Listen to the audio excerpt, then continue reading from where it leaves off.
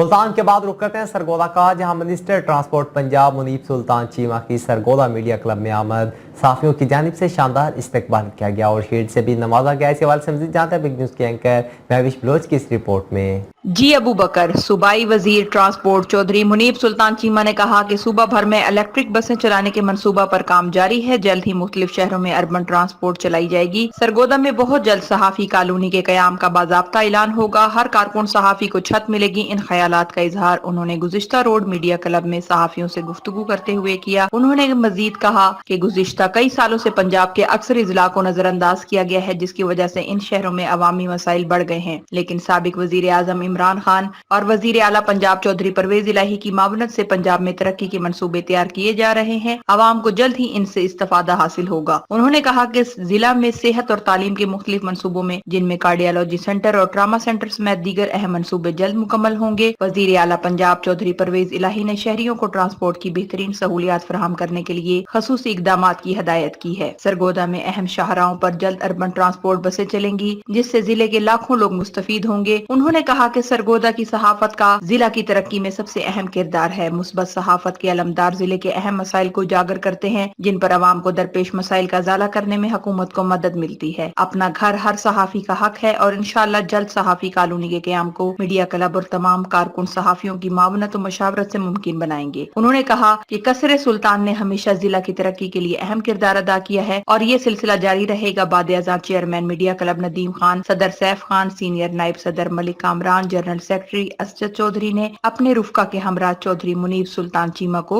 Shield भी पेश की। Big news, Mahvish Baloch, Sargodha. तुमने जब भी पुकारा हमें वतन, तेरे गुलशन को फिर से सजाएंगे हम। तुमने जब भी पुकारा